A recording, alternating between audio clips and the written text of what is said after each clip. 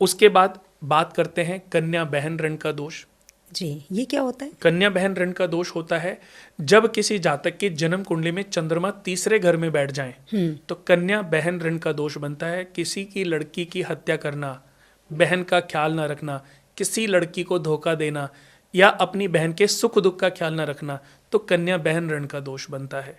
जी। आज आपने देखा होगा कितने लोग ऐसे हैं जो कितनी सारी लड़कियों को पागल बनाते रहते हैं, लड़कियों का मिसयूज करते रहते हैं। एक गर्लफ्रेंड, उसके अलावा भी एक और गर्लफ्रेंड, फिर एक और लड़की से बात कर रहे हैं। मतलब ये उनको आज तो मजा आ रहा है, आज वो टीन एज में है, बातें ऐसे करते रहे, मेरी तो 7 गर्लफ्रेंड है, मेरी तो 4 गर्लफ्रेंड है, उसके साथ मैंने ये कर दिया, वीडियो बनाते हैं, दोस्तों को भेजते हैं, वायरल कराते हैं। उनको पता नहीं है, जाने न जाने वो कितनी बड़ा पाप कर रहे हैं, और उस पाप के हकदार कहीं ना कहीं उनके माता पिता भी हैं। पर ये लड़के ही नहीं, ये लड़कियां भी ये कर रही हैं दोनों आजकल चीजों लड़कों के साथ। देखो, हम एक कुंडली की बात कर रहे हैं, वो चाहे पुरुष हो चाहे स्त्री हो, ये अच्छा। ऋण हमें इंडिकेशन दे रहे हैं। चाहे लड़के की कुंडली में है तो भी कन्या बहन ऋण का दोष है, और लड़के की कुंडली में है तो भी कन्या बहन ऋण का दोष बना है। जी। इसका उपाय है पीले रंग की 9 कोड़ियां खरीदकर उसी दिन जला के उनको जल प्रवाह करें। पीले रंग की कोड़ियां जी। जला के जल प्रवाह करें, और साथ में प्रायश्चित करें। किसी लड़की के साथ ना धोखा करें और ना कभी धोखा होने दें, क्योंकि भगवान आपके प्रायश्चित को पूर्ण करने के लिए आपकी परीक्षा एक बार जरूर लेंगे, और वो परीक्षा में आपको पास होना है। वो किस वे में हो सकता है, कोई लड़की आपकी परीक्षा लेने आ जाए, या हो सकता है कोई लड़का आपकी परीक्षा लेने आ जाए, आपको पास होना है। जी। आपको मातृण का दोष, 4th हाउस में केतु के होने से मातृण का दोष लगता है। आज जब अपना बच्चा पैदा हो जाता है, हम माँ को दुत्कारते रहते हैं, दुखी करते रहते हैं, उनके साथ दुर्व्यवहार करते हैं। एक दिन बेचारी माँ तड़प तड़प करके मर जाती है। इससे मातृण दोष जन्म लेता है। केतु का 4th हाउस में होना ये इंडिकेशन देता है कि आपकी जन्म कुंडली में मातृण का दोष है। एक सिल्वर कॉइन जल प्रवाह करो, माता की सेवा, जी। माता की केयर, और यही प्रायश्चित है। जितना सेवा करेंगे, जितना उसको प्यार करेंगे अपनी माँ को, उसी से आपका प्रायश्चित पूर्ण होगा। अब केतु चौथे घर में बैठे, चौथे घर से क्या देखा जाता है? माता का सुख तो देखा जाता है। सुख, संपत्ति, इनकम, आय, भूमि, वाहन, प्रोग्रेस, प्रॉपर्टियां, जितनी भी लैंड्स हैं, लैंड विद घर हैं जी। वो 4th हाउस से देखे जाते हैं। फेफड़ों की बीमारी, लीवर की बीमारी, ये हमारे चेस्ट इन्फेक्शन, चेस्ट जो पार्ट है हमारा 4th हाउस से देखा जाता है। जी।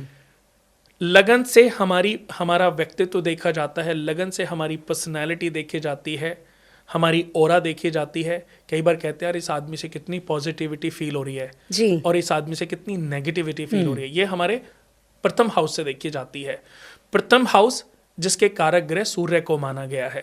प्रथम हाउस से स्वास्थ्य, स्वभाव, बल, शौर्य, रूप, चिन्ह, आकृति, प्रकृति, विद्वता और सम्मान, सरदर्द और मलेरिया जैसी बीमारी जन्म कुंडली के प्रथम भाव से देखी जाती हैं। प्रथम भाव में चंद्रमा नीच राशि में हो तो अच्छा नहीं होता। जी। लगन में राहु हो नीच राशि में तो अच्छे नहीं होते। लगन में कोई ग्रह नीच का हो तो बिल्कुल अच्छा नहीं होता, क्योंकि वो हमारी पर्सनालिटी को डिस्ट्रॉय करने में लगा रहता है। किसी की जन्म कुंडली में आप देखती हैं कि कोई चंद्रमा राहु का युति बन जाए, चंद्रमा केतु की युति बन जाए, कोई ग्रहण लग जाए, चंडाल दोष, विष दोष, अंगारक दोष लग जाए, तो ये हमारी पूरी पर्सनालिटी को, पूरी छवि को खराब कर देता है।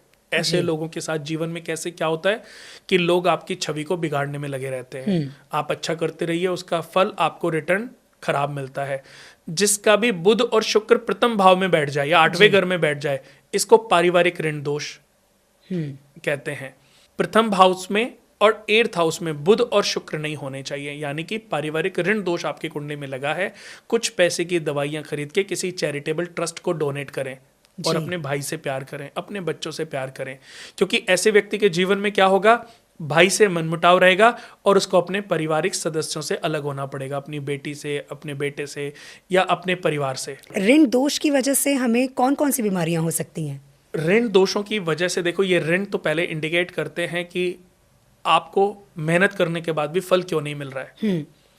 लेकिन अगर कोई ग्रहण दोष, चंडाल दोष, विष दोष, अंगारक दोष आपके प्रथम हाउस में बन जाए तो ऐसे व्यक्ति को एंजाइटी रहेगी, घबराहट होगी, कहते ना अभी मैंने किसी को देखा, भूत प्रेत जैसी बाधाएं ऐसे व्यक्ति के शरीर पर, मस्तिष्क पर इतनी हावी हो जाती हैं कि वह उनसे कभी मुक्त नहीं हो पाता।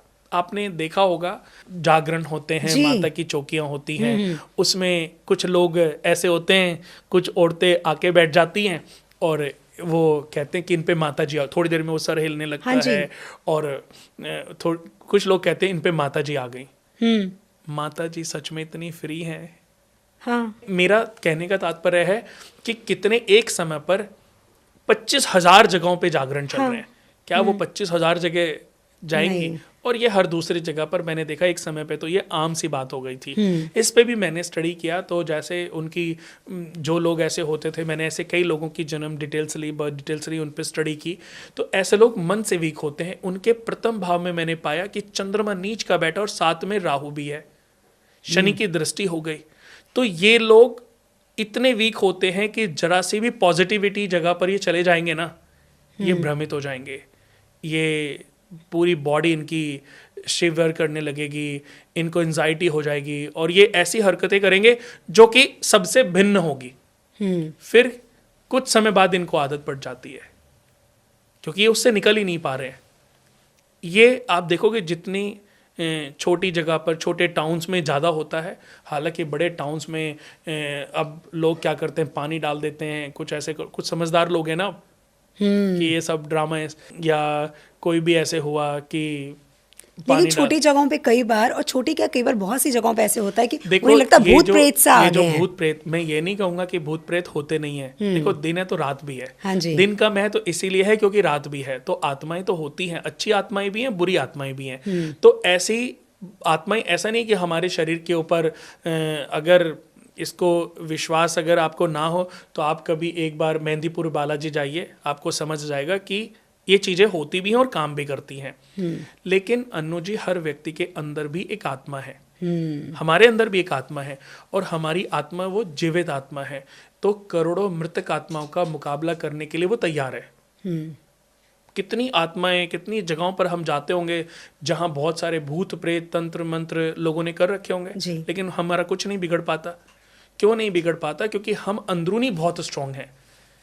जब अंदरूनी आपका आत्मबल वीक होगा, आपका लगन पीड़ित होगा, आपका पंचम पीड़ित होगा, तो ये चीज़ें आपके ऊपर बहुत कम समय में बहुत जल्दी हावी हो जाती हैं।